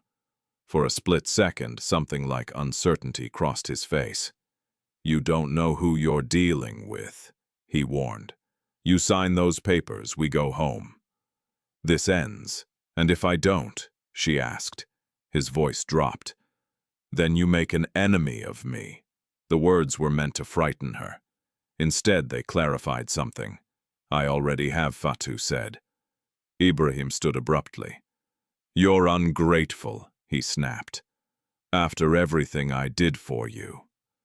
Security stepped closer. Mr. Ndiaye spoke calmly. "The meeting is over." Ibrahim glared at Fatou one last time. "You'll regret this." As he was escorted out, Fatou's body sagged with delayed reaction. Nurse Isatou hurried to her side, guiding her back to the bed. "You were brave," the nurse said. Fatou shook her head. "I was terrified." "They are not opposites," Nurse Isatou replied. That afternoon, the hospital formally denied Ibrahim any further access. A temporary restraining order was filed. Police documentation was completed, including Fatou's medical records and photographic evidence of neglect and confinement. Each step felt heavy. That evening, Chief Mamadou Sarr visited again. He listened carefully as Mr. Ndiaye summarized the encounter. "He's escalating," Mr. Ndiaye concluded. "Desperation is setting in." Chief Mamadou nodded. "Then we move faster." He turned to Fatou. "Are you still certain?" Fatou looked down at her belly, feeling the baby stir gently, unaware of the storm surrounding its arrival. "Yes," she said. "I am." The DNA samples were taken the next morning. Quick, clinical, almost anticlimactic. A nurse swabbed Fatou's cheek. Another vial was prepared, already matched with a sample Chief Mamadou had provided earlier. "It will take a few days." the technician explained. A few days. Time stretched in unfamiliar ways. Each hour carried both relief and tension.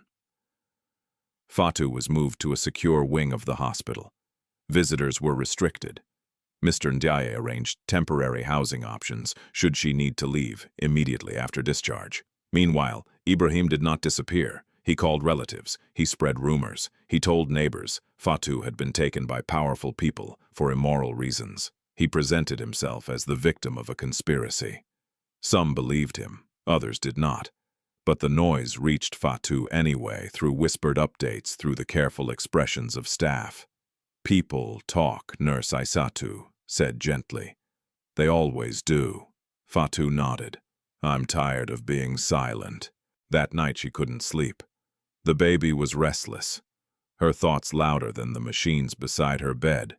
She thought of Mama Rokhaya Fall, of the quiet strength that had held her life together, of the secrets carried without complaint. She wondered if Mama Rokhaya had known this day would come. I'm trying to be worthy of what you gave up, Fatou whispered into the darkness. Outside the hospital, Ibrahim paced. He made phone calls that went unanswered. He argued with police.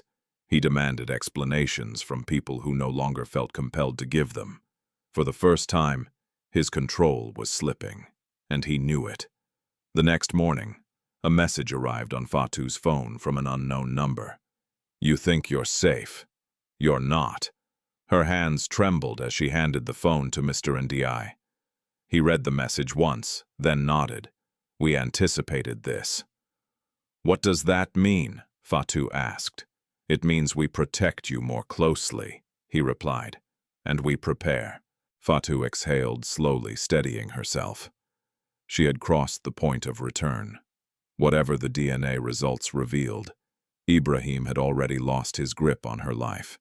And that knowledge, terrifying as it was, felt like freedom beginning to take shape. The waiting became its own kind of torment. Fatou Sarr marked time by the sound of footsteps in the corridor, by the rhythm of nurses changing shifts, by the soft beeping of the monitor beside her bed. Each hour stretched longer than the last, filled with thoughts she could not quiet. She was waiting for answers, yet afraid of them. The DNA test results were not expected for another 48 hours, but everything around her seemed to move faster, as if the world sensed a revelation approaching and leaned toward it. That afternoon, Chief Mamadou Sarr asked to see her alone. Mr. Abdoulaye Ndiaye and the legal team stepped out quietly, leaving the room unusually still. Even the machines seemed to lower their voices. Chief Mamadou sat across from Fatou, his posture relaxed but attentive. He did not speak immediately. Instead, he studied her face as if trying to memorize it, not as evidence, but as a human being. You remind me of someone, he said at last. Fatou swallowed. Mama Rokhaya, a faint smile touched his lips. Yes, but also her Fatou asked. My wife, he replied. Your mother. The word sent a tremor through Fatou's body. She was strong, he continued. Not loud, not cruel, strong in the way that endures storms without breaking others. Fatou felt tears well in her eyes. Why didn't she come back for me? Chief Mamadou exhaled slowly. Because she never got the chance. He told the story then, not all at once, but carefully, like someone placing fragile pieces on a table. His wife had died suddenly, shortly after Fatou was taken into hiding. An illness that moved too fast, stealing time and explanation alike. By the time Chief Mamadou was able to secure his family's safety, the damage had already been done. I searched, he said quietly.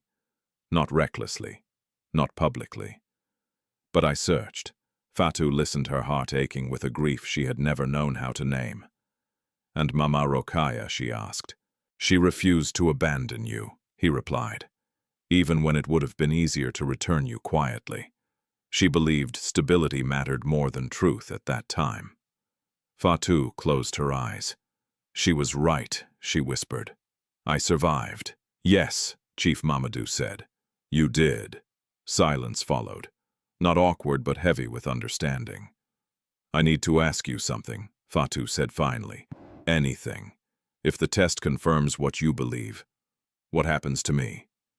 Chief Mamadou met her gaze steadily. That will depend on you, not on me. I don't want to become a symbol, she said, or a headline, or a replacement for something lost. He nodded. Nor should you. I don't want my child growing up thinking power excuse is cruelty, she continued. I lived that already. A muscle tightened in Chief Mamadou's jaw. Then we are aligned. She studied him carefully. You speak like someone who regrets. He did not deny it. I regret the years I could not protect you, and the silence that allowed others to harm you. Fatou absorbed that slowly. Regret did not erase the past, but it acknowledged it. Later that evening, Nurse Aissatou Ba returned with warm broth and a quiet smile. You've been thinking too much, the nurse said gently. Eat. Fatou managed a small smile. I think that's unavoidable right now.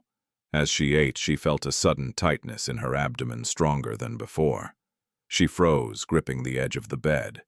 Is something wrong? Nurse Aissatou asked immediately. I don't know, Fatou said, her voice strained. It feels different. The nurse checked the monitor quickly. Her expression sharpened. We're calling the doctor, she said. Stay calm. The contractions were irregular, not labor but enough to raise concern. Fatou focused on breathing fear, clawing at her chest. Not now, she pleaded silently. Please, not now. The doctor arrived, swiftly examined her and adjusted her medication. Stress is triggering these responses, the doctor explained. We need to reduce stimulation. Visitors should be limited. Fatou nodded weakly, tears sliding down her temples. After the doctor left, Nurse Aissatou sat beside her, holding her hand.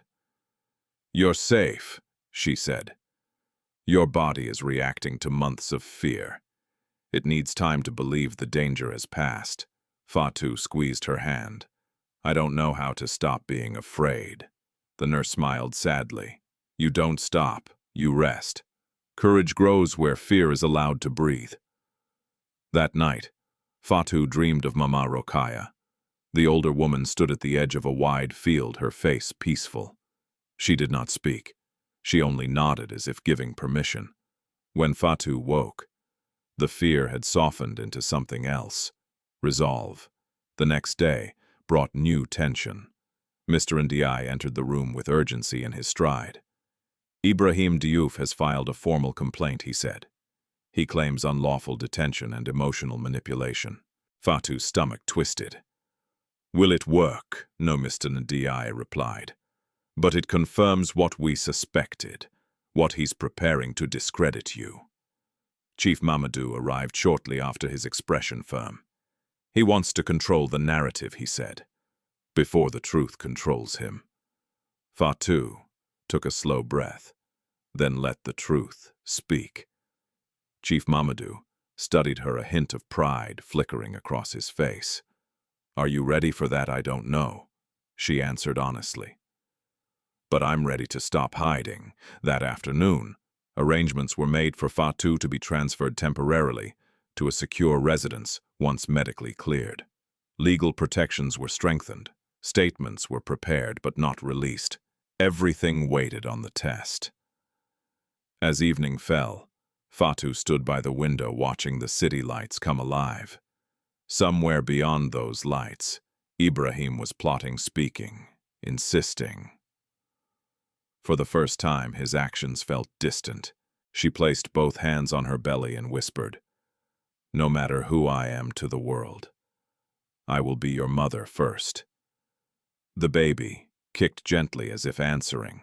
2 days remained, and with each passing hour the truth pressed closer, no longer something to fear but something ready to be claimed. The call came just after sunrise. Fatou Sarr was half awake, her body heavy from medication and restless sleep. when Nurse Isatou Ba entered the room, with her phone held carefully in both hands. The nurse's expression was controlled, but her eyes carried urgency. "They're ready," she said softly. "The lab has finalized the results." Fatou's heart lurched. "So soon?" she whispered. Nurse Isatou nodded. "Yes, but before anything is said out loud, there's something else you need to know." Fatou pushed herself into a sitting position, gripping the blanket. "What?" The nurse hesitated, then spoke plainly. "Ibrahim was seen near the hospital early this morning, not at the entrance near the staff parking area." Cold fear rushed through Fatou's veins. "I thought he wasn't allowed here," she said. "He isn't," the nurse replied. "Security intercepted him. But it confirms what Mr. Ndiaye warned us about, that Ibrahim Diouf was running out of time, and desperate men made dangerous decisions." Minutes later, Mr. Abdoulaye Ndiaye entered with 2 security officers behind him. His voice was calm, but his words were precise. "We're moving you," he said. "Immediately." Fatou's breath quickened. "Where to a different wing? Fewer access points. Full monitoring." "What about the results?" she asked. "They'll come to us," he replied, "but not here." As the nurses prepared her transfer, Fatou felt a familiar sensation rise, helplessness. But this time something stopped it from overwhelming her. Choice. She wasn't being dragged. She was being protected. As the wheelchair rolled through a quieter corridor, Fatou noticed how carefully the staff moved around her, how no one raised their voice, how every step was deliberate. This was not chaos. This was preparation. She was settled into a smaller room, no windows but secure. Chief Mamadou Sarr arrived shortly after, his face unreadable. "I wanted to tell you myself," he said, pulling a chair close. "Ibrahim is attempting to challenge everything: your care, your autonomy, even your sanity." Fatou let out a bitter laugh. "That sounds familiar." Chief Mamadou's lips pressed together. "He has filed motions accusing us of manipulation. He's contacting media outlets. He's claiming you're being held against your will." Fear flickered in her chest, but it did not take root. "What can he do?" she asked. "He can make noise," Chief Mamadou replied. "But noise is not truth." Fatou nodded slowly. "I want to speak." Chief Mamadou studied her carefully. "About what?" "About what happened to me," she said. "About the shed, about the clinic, about the threats." Mr. Ndiaye stiffened slightly. "That carries risks," I know, Fatou said, "but silence already almost killed my child." The room fell quiet. Finally, Chief Mamadou spoke. "Then we do this correctly. Documented, witnessed, protected."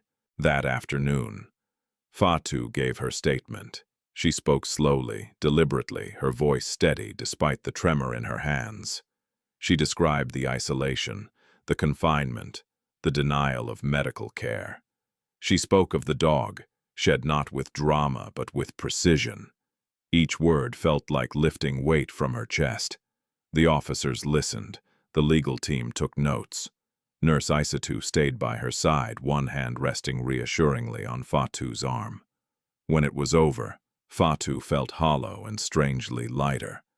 "You did well," Mr. Ndiaye said quietly. That evening, as security patrols increased, Fatou received another message on her phone. "You think powerful people can erase me? They can't. I know what you are now." Her hands trembled as she read it. "What does that mean?" she asked. Chief Mamadou's jaw tightened. "It means he suspects the truth." Fatou swallowed. "Then it's only a matter of time." "Yes," he agreed, "which is why the results will be disclosed under controlled conditions." Night fell uneasily. Fatou barely slept, her mind circling the same questions again and again. Who would she be when morning came? What would the truth demand of her? Just before dawn, a contraction rippled through her abdomen, sharp enough to steal her breath. She gasped, clutching the bed rail. Nurse Isatu was there instantly. "It's okay," the nurse said, checking the monitor. "Stress again. Breathe with me." Fatou followed her instructions, forcing air into her lungs until the pain eased. "I'm scared," Fatou whispered. "What if this destroys everything?" The nurse met her eyes. What destroyed things was the lie that you deserved suffering. As the sun rose, the room filled with pale light from the hallway. Footsteps approached, measured, deliberate. Mr. Ndiaye entered first. Behind him, a lab representative carrying a sealed folder. Chief Mamadou followed last, his expression solemn. Fatou's heart hammered. "This is it," she said. Chief Mamadou nodded. "Before we open this, I need to ask you something." She looked at him, bracing herself. "No matter what this says," he continued, "you owe no one gratitude. Not me. Not my name. Your worth was never hidden in blood." Tears spilled down Fatou's cheeks. "Thank you." The lab representative placed the folder on the table. No one rushed. Chief Mamadou reached for it, but before he could open it, a loud commotion erupted in the corridor. Shouting, footsteps running, a voice Fatou knew too well. "Ibrahim," she whispered. Security moved instantly, positioning themselves at the door. The shouting grew louder. "I have the right," Ibrahim Diouf yelled. "You can't keep her from me." Fatou's body went rigid, fear surging anew. Chief Mamadou stood. "Stay here," he said firmly. The door shook as someone struck it. "This ends now," Ibrahim shouted. "You hear me?" Fatou closed her eyes, pressing her hands to her belly. "Please," she thought, "not like this." The shouting abruptly stopped. Voices lowered, firm, authoritative. Then silence. Moments later, Mr. Ndiaye returned, his face grave. "He's been detained," he said, "for violation of the restraining order and for attempted intimidation of a protected witness." Fatou's breath came out in a sob she hadn't expected. "It's over?" she asked. "It's contained," he replied. "For now." Chief Mamadou returned to the table and placed his hand on the folder. "Then we proceed," he said. The seal was broken. Fatou watched as Chief Mamadou read, his eyes scanning lines, his face carefully controlled. Seconds stretched into eternity. Then his hand trembled. He looked up at her. Tears filled his eyes. Fatou's world narrowed to that single moment. Before he spoke, she knew. She knew in the way her chest burned, in the way her heart felt, suddenly too full for her body. "Fatou," he said, his voice breaking. "You are my daughter." The words landed like thunder, terrifying, undeniable, irreversible. Fatou's breath caught. The room blurred. She pressed both hands over her belly, grounding herself. Everything she had been, and everything she could become, collided. Outside the room, sirens echoed faintly. Inside, the truth stood unmovable, and nothing, no lie, no fear, no man could force it back into the dark. The room felt impossibly small after the words were spoken. "You are my daughter." They echoed in Fatou Sarr's chest, reverberating through memories she had carried, without names, through the nights she slept hungry, beside Mama Rokaya, through the years she learned to make herself smaller, so the world would not push back. She did not cry at first. Her body went still, as if shock had pressed pause on every reaction. She stared at Chief Mamadou Sarr, searching his face for doubt, for hesitation, for anything that might soften the weight of what he had just said. There was none. Only grief and relief, and a trembling honesty that could not be rehearsed. Fatou began, then stopped. Her throat closed around the word. Chief Mamadou set the papers down carefully, as though they might shatter if handled too roughly. He stood, then seemed to think better of it, lowering himself again so he would not loom over her. "I don't expect anything from you," he said quietly. "Not forgiveness, not acceptance, not even acknowledgement. I only needed you to know the truth, Fatou's hands shook. She pressed them flat against the mattress, grounding herself. "My whole life," she said slowly. "I believed I was unclaimed." Chief Mamadou flinched. "Mama Rokhaya never made me feel unwanted," Fatou continued. "But the world did. And he." Her voice broke, then steadied. "Ibrahim made me feel like I was nothing." A muscle tightened in Chief Mamadou's jaw. "That ends now." Almost on cue, raised voices echoed again from down the corridor. The sound was sharper this time, angrier, more chaotic. Ibrahim Diouf, even restrained, even warned, his presence had a way of forcing itself into every space Fatou occupied. Mr. Abdoulaye Ndiaye returned to the room, his expression urgent. "He's demanding to see the results. He's claiming spousal rights over any documentation involving Fatou." Fatou felt a familiar surge of fear, but it did not settle the way it once had. "No," she said, surprising herself with the firmness of her voice. "He has no rights over me." Chief Mamadou turned to her. "Are you sure you want to confront him?" Fatou inhaled deeply. Her heart raced, but her mind was clear. "Yes," she said. "Not alone, but yes." The meeting took place in a secured conference room within the hospital. 2 officers stood by the door. Legal counsel sat at one end of the table. Mr. Ndiaye stood beside Fatou while Chief Mamadou took a seat across from Ibrahim. Ibrahim entered in handcuffs. The sight alone sent a ripple through Fatou's body. Not satisfaction, but validation. For once the power in the room did not bend toward him. "You think you've won," Ibrahim sneered, his eyes darting from Fatou to Chief Mamadou. "You think money changes the truth?" Fatou met his gaze steadily. "No," she said. "The truth is what finally reached me." He laughed harshly. "You were nothing before them. You'll be nothing after." Chief Mamadou spoke calmly. "That will be enough." Ibrahim turned toward him, anger flashing. "And who are you to decide I am her father?" Chief Mamadou replied evenly. The room fell silent. Ibrahim's face drained of color. His mouth opened, then closed again as if the words refused to cooperate. "That's impossible," he said finally. "She told me she had no one. She told you what she believed," Chief Mamadou answered, "and you used it against her." Ibrahim shook his head, a frantic edge creeping into his voice. "This is a lie, a setup. She's unstable. She's been manipulated." Fatou leaned forward. "You locked me in a dog shed," she said clearly.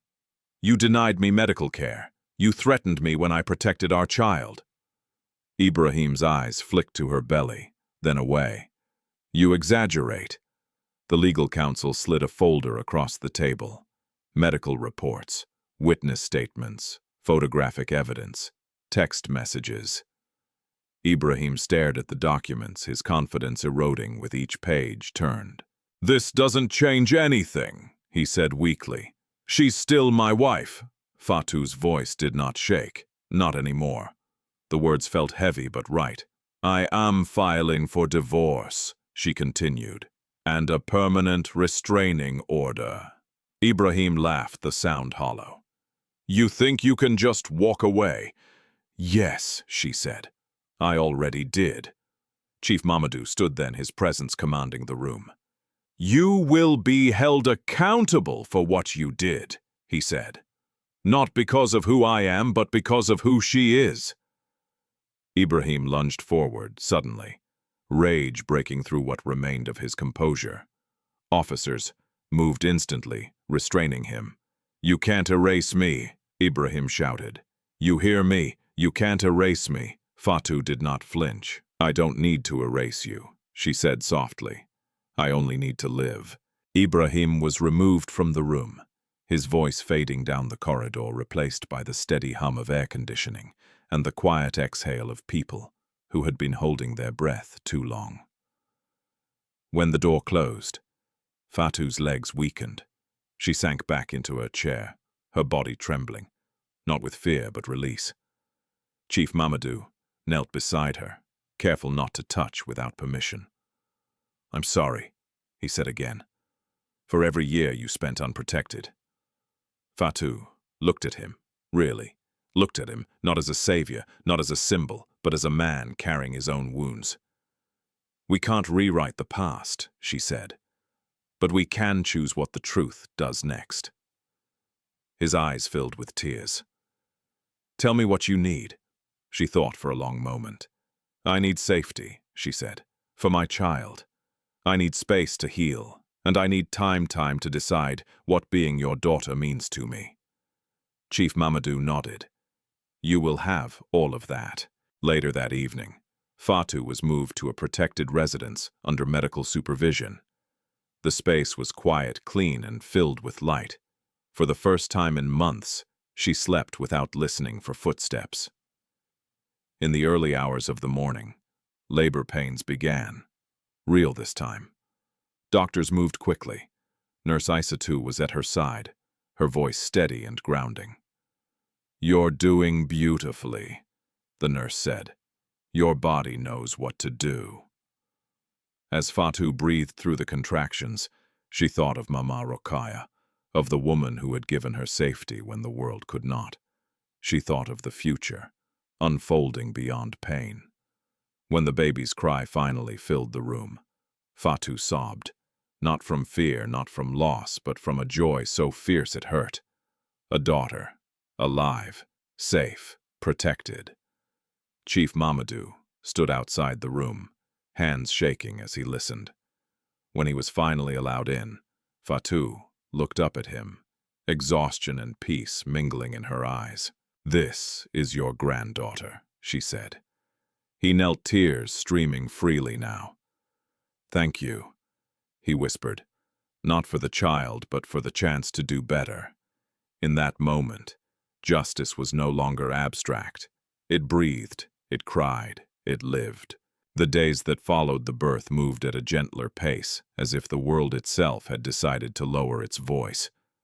Fatou Sarr woke each morning to soft light spilling across white walls and the quiet, rhythmic breathing of her newborn daughter curled against her chest. The child slept, with one tiny fist tucked beneath her chin, her brow smooth, unaware of the storms she had arrived through. Fatou studied her endlessly. Each breath felt like a promise kept. Nurse Isatou Ba visited often, checking stitches, monitoring blood pressure, and just as importantly, watching Fatou's eyes. Trauma, the nurse knew, did not disappear with safety. It waited. It tested the ground. "You're healing," the nurse said one afternoon, adjusting the baby's blanket. "Not just physically." Fatou nodded. "I still wake up expecting to hear his voice."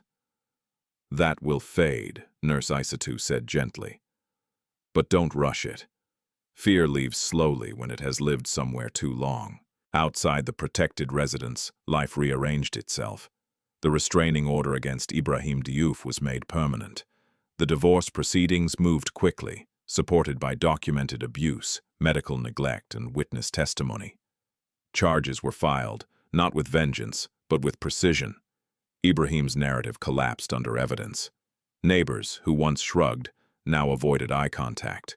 Relatives who had defended him grew quiet. The man who thrived on control found himself stripped of it, contained by laws he had never believed would apply to him. Fatou did not attend the hearings. She didn't need to. Justice did not require her presence to exist. Chief Mamadou Sarr visited often, but never without asking first. He arrived without entourage, without speeches. Sometimes he brought documents. Sometimes he brought food. Often he brought silence and learned how to sit with it. One afternoon, he stood by the window as Fatou rocked her daughter. "I've arranged a trust," he said, "for her education, healthcare, independence." Fatou met his eyes. "Independence matters to me." He nodded. "Then it will be structured that way."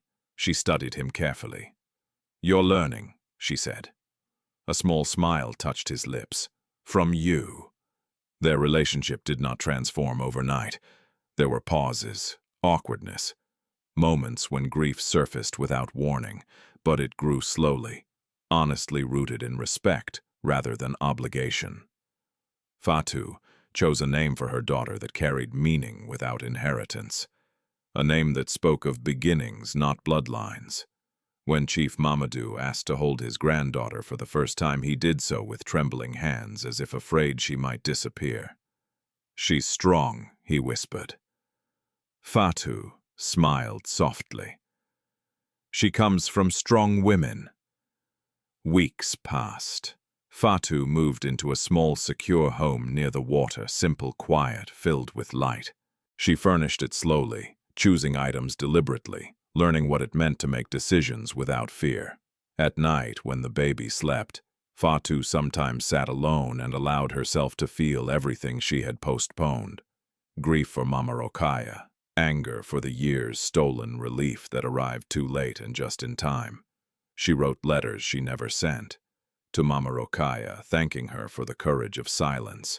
To her younger self, apologizing for the blame she carried. To the woman she was becoming, promising patience. One evening, as the sun dipped low and the sky turned gold, Fatou stood on the balcony holding her daughter. The city hummed below, alive and indifferent and full of possibility. She thought of the shed, not with terror but with distance. That place no longer defined her. When the legal process concluded, Chief Mamadou offered to hold a press conference, to tell the story, to name the crime. Fatou declined. "Some truths don't need microphones," she said. "They need safety." He accepted that. Months later, Fatou returned to the clinic, not as a patient but as a visitor. Nurse Isatou greeted her with open arms. "You look different," the nurse observed. "I feel different," Fatou replied. Still learning, they sat together watching mothers come and go. "I want to help," Fatou said after a moment, quietly. "Women like me." Nurse Isatou nodded understanding immediately. "Then we begin." And they did. Not with headlines, not with grand gestures, but with transport vouchers, legal referrals, safe rooms, conversations that began with listening. Fatou never spoke as a symbol. She spoke as a woman who had survived and refused to disappear. On the anniversary of her daughter's birth, Fatou visited Mama Rokhaya's grave. She knelt, placing flowers carefully on the earth. "I found my way," she whispered, "because you taught me how to endure without breaking." As she stood to leave, she felt something she had not expected. Peace. Not the kind that erases pain, but the kind that makes room for it without surrendering.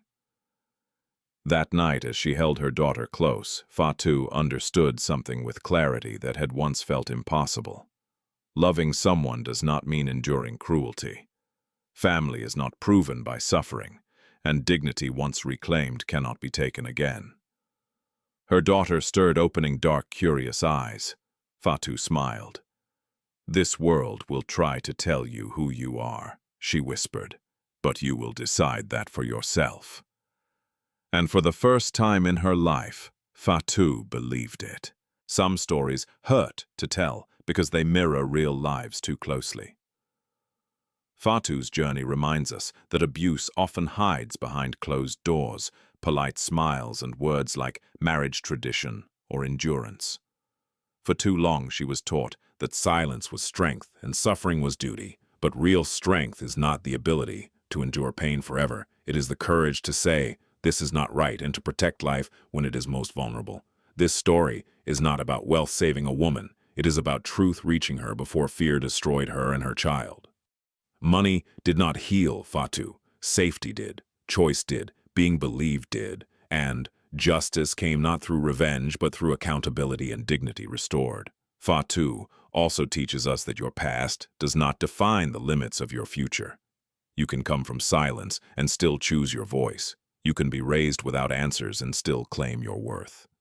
Healing is not instant, and it does not erase scars, but it gives them meaning. And sometimes the greatest legacy a parent can give a child is not comfort, but freedom from fear. If this story touched you, take a moment to reflect. What part stayed with you? the longest? What truth did it awaken in you? Share your thoughts in the comments. Your voice may help someone else feel less alone. If you believe stories like this matter, subscribe to the channel and stay with us. More stories of justice, healing, and hope are coming, and they are for you.